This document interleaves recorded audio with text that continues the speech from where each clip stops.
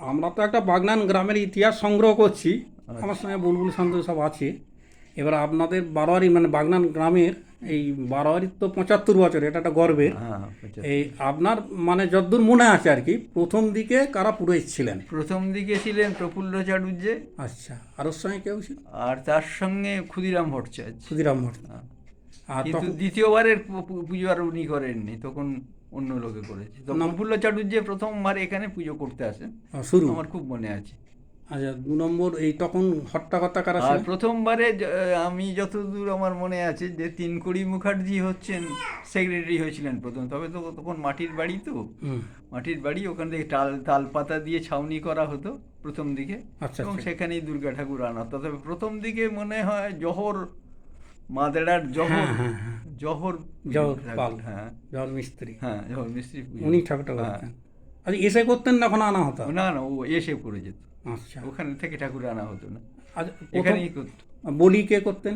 বলি তখন নীলু কর্মকার আর কি, আচ্ছা, আচ্ছা। অতুল কর্মকারের ছেলে, বড় ছেলে। হ্যাঁ, বাসুদেব। হ্যাঁ, বাসুদেব আর কর্মকার। চাঁদা কিরকম ছিল তখন? চাঁদা মানে একটা যাদের অবস্থাপন্ন বাড়ি, যেমন তিনকুড়ি বাবুর, তারপর ওই শিবনারায়ণ চট্টোপাধ্যায়, শিবনারায়ণ বন্দ্যোপাধ্যায়, এই যে সমস্ত এই ফ্যামিলিগুলো, মুখুজ্জে বাড়ি, হুম। এগুলো সব 15 টাকা করে চাঁদা ছিল। আচ্ছা 15 টাকা, 10 টাকা, 3 টাকা।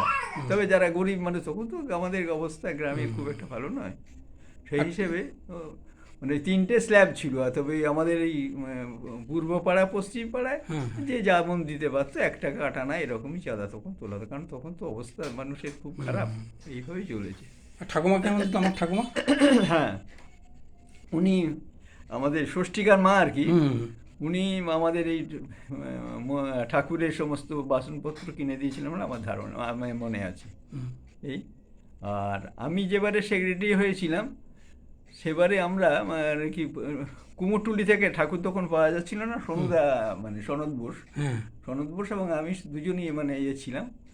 দুজনে যে কুমোরটুলি থেকে পরপর আগের দিনে পাওয়া গেল না, দ্বিতীয় দিনে ঠাকুর আনা হয়েছিল ওখান থেকে। এবং সে বছরই আমরা মনে হয় 1000 টাকা পুজো করার পর এক্সেস হয়েছিল। ওটা কি করেছিলেন? ওইটাতে আমরা একটা হ্যাসাক্স কিনে দিয়েছিলাম, হুম। এবং ওই প্যান্ডেলে তখন তো বাড়ির থেকে, সকলকার বাড়ি থেকে কাপড় টাপড় এনে প্যান্ডেলের বাঁধা হতো। হুম। তখন তো আর এরকম প্যান্ডেলের এত ছিল না। হুম। ওই আমরা প্যান্ডেলের জন্য কিছু মানে কাপড় কিছু এনে দিয়েছিলাম সাজানোর জন্য, সাদা কাপড়। সোনুদা আর আমি দুজনে যদি সহযোগিতা করে পড়েছি। আর মাথায় ত্রিপল ফিপল দিতেন হ্যাঁ, নাকি? তখন না, ত্রিপলটা তখন ওই আমাদের এখানে তো ভোলা ঘোষ আর কি, ভোলানাথ ঘোষ, ওরা তো রেলের কাজ করতো। ওটা ত্রিপল যা লাগতো মোটামুটি সেই সময় ওরা সরবরাহ করতো, রেল থেকে এনে দিত। উনিও কি প্রথম দিকে থাকতেন হ্যাঁ পুজোয়? হ্যাঁ, ভোলাঘাট হ্যাঁ? ছিলেন, ভোলাঘাট খুব আচ্ছা। অ্যাক্টিংয়ে ছিলেন। এবং এরা এক একটা সময়, যেমন শিবনারায়ণ বন্দ্যোপাধ্যায়, শিবনারায়ণ চট্টোপাধ্যায়, হ্যাঁ, শিবরাম হ্যাঁ, চট্টোপাধ্যায়, দাদু। ভোলানাথ ঘোষ, ভোলানাথ চট্টোপাধ্যায়, তিনকুড়ি মুখোপাধ্যায়, এরা সমস্ত সেক্রেটারি কিন্তু পরপর হয়ে গেছে। তবে আমিও পরপর 2 বছর সেক্রেটারি হয়েছিলাম। আর রবি বিশ্বাস কিরম ছিলেন? রবিদাও মানে সেক্রেটারি হয়েছিল। সমস্ত এমনি সমাজে অবদান? সমাজে তখন শিক্ষকতা করতেন, তো আমি যদি পড়েছি ওর কাছে, হুম হুম। আমার ভালো ছিল।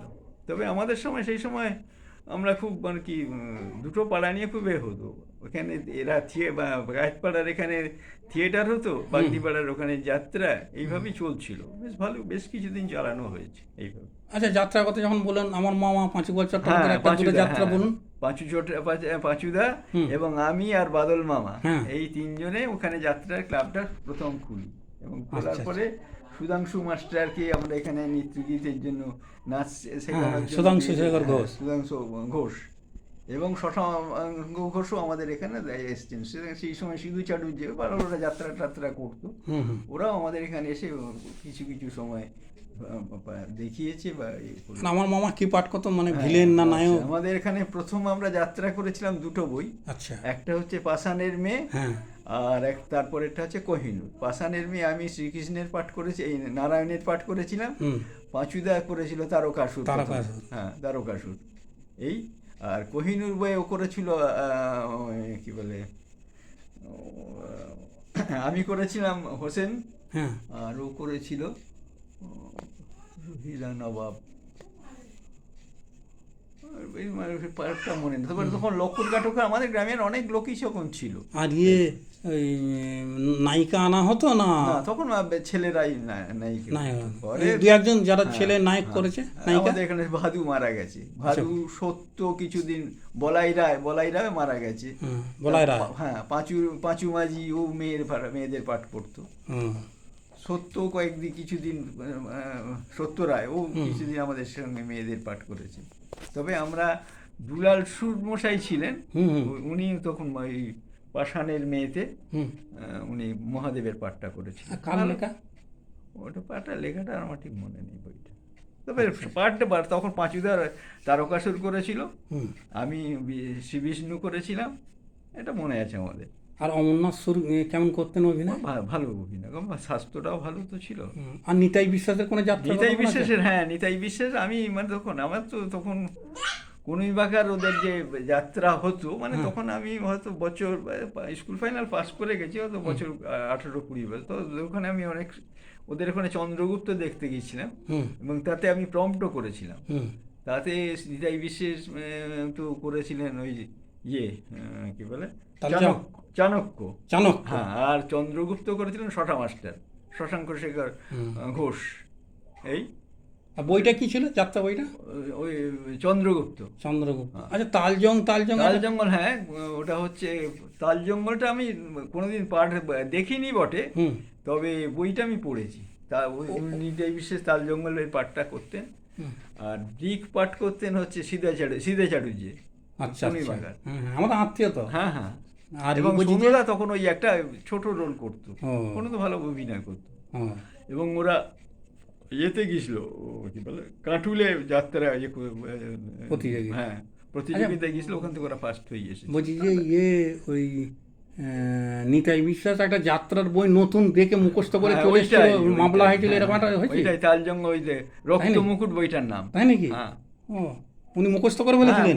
মানে আর অপূর্ব গলা ছিল তো, দেখতে খুব কিম্বুত কিমাকার হলে কি হবে, গলার ভলিউম ছিল দারুণ। ওটা নিয়ে কি মামলা হয়েছিল? হ্যাঁ, হয়েছিল, এবং তাতে পুলিশ এসেছিল এ করতে, কিন্তু উনি মানে প্রায় 50 পাতার মতো পরপর মুখস্থ, মানে ওই যাত্রা করতে করতে তার অ্যাক্টিং শুদ্ধ করছিলেন, যার জন্য যারা এখানে এসেছিল তারা তো স্তম্ভিত হয়ে গিয়েছিল। তখন ওরা ভাবতে পারেনি যে এইরকম একটা লোক পাঠও যেমন বলছে, বইটাও মুখস্থ, এই লিখেছে, তাহলে এরকম একটা।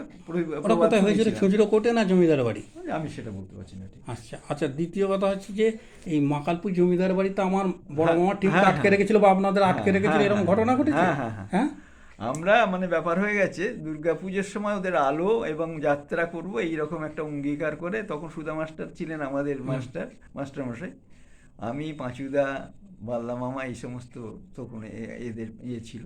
ওখান থেকে বুধবাবু তখন ওদের ওখানকার ছিলেন, আমাদের মাস্টারমশাই তো ছিলেন। তো বুধবাবু তখন একদিন মানে ওই ষষ্ঠীর দিন আলো দেওয়ার কথা ছিল, কিন্তু তখন কদিন ধরে এত বৃষ্টি, আর মাখালপুরের রাস্তা তখন মানে এত কাদা যে হেঁটে যাওয়া যায় না।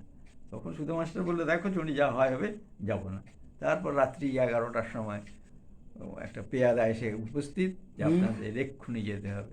এবার সেই সব ভূতের দল নিয়ে, আমাদের যাত্রার সমস্ত ছেলে মেয়ে নিয়ে ওখানে হাজির হলাম আমরা।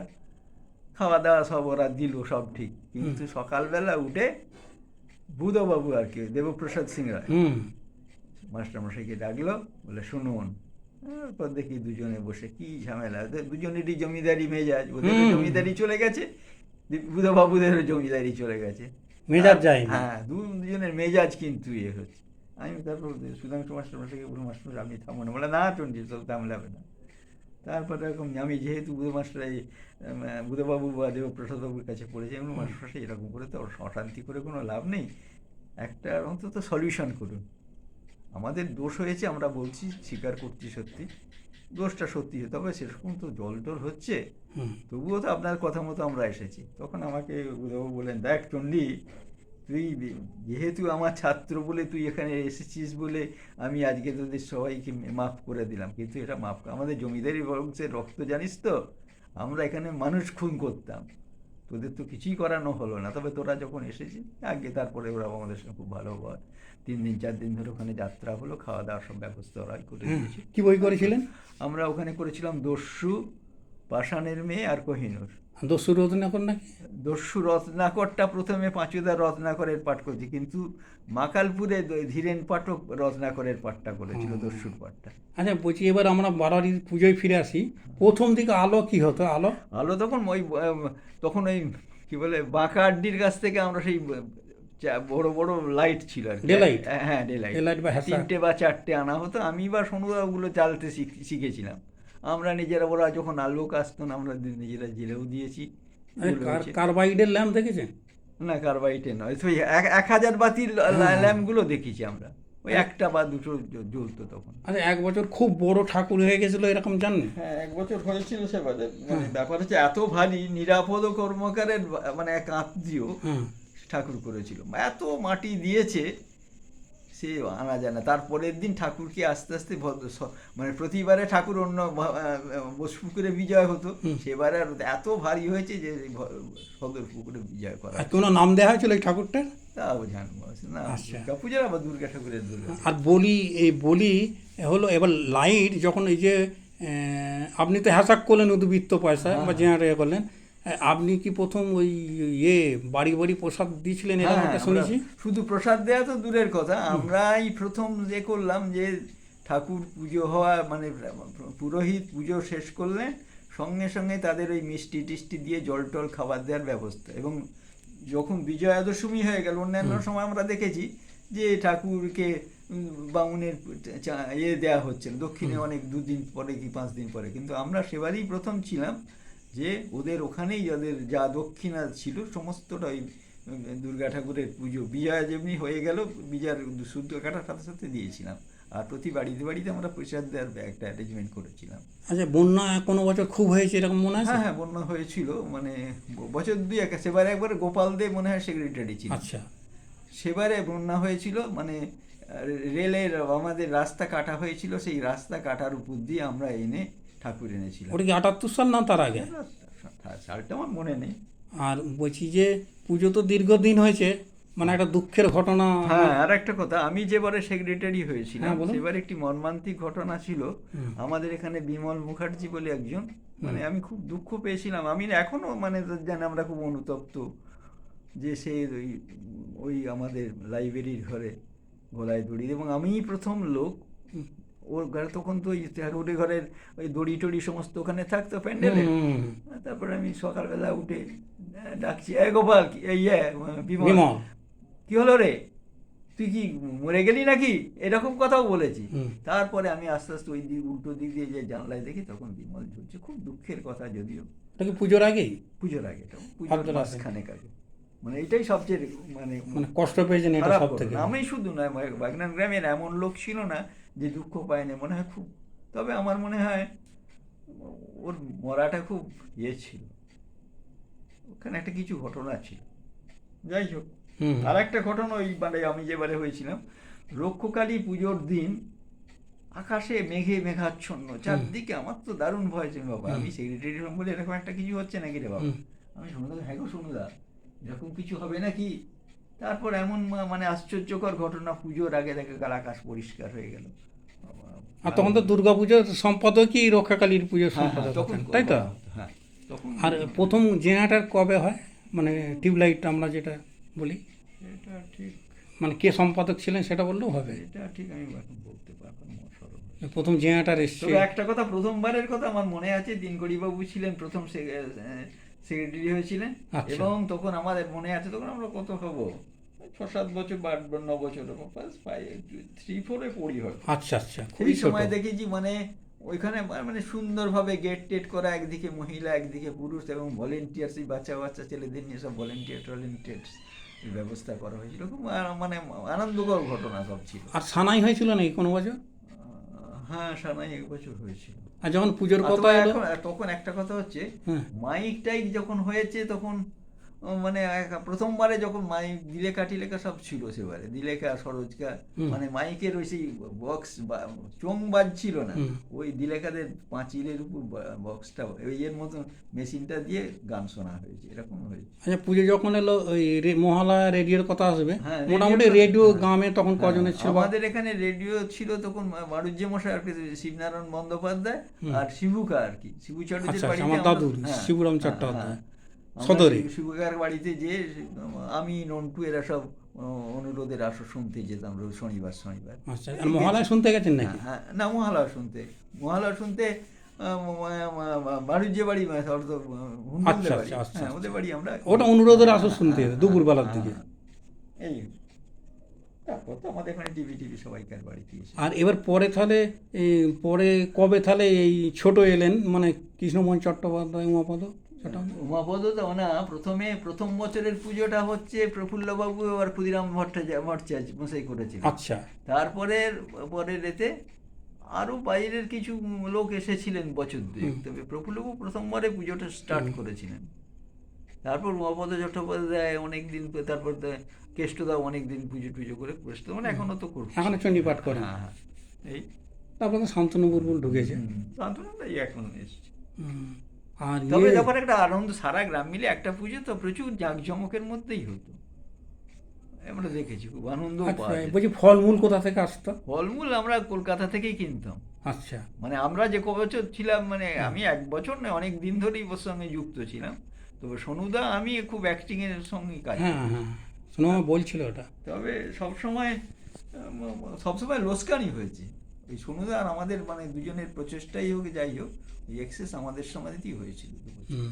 আর দশকর্মাও কি? দর্শকর্মা কলকাতা থেকে অনেক আনা হতো, ওই কলকাতার ইয়ে নাম, হ্যাঁ, কালীপদ চট্টোপাধ্যায়, কালীপদ চট্টোপাধ্যায় চিঠি লিখে দিতেন, আমরা সেইখান থেকে যে মানে একটা নাম মাত্র মূল্যে ওখান থেকে কয়েক বছর মনে হয় বিনা পয়সাতেও দিয়েছিলেন। তাই নাকি? হ্যাঁ। উনি কি তিন করিমুখের কেউ হতেন? হ্যাঁ, ভাগনা।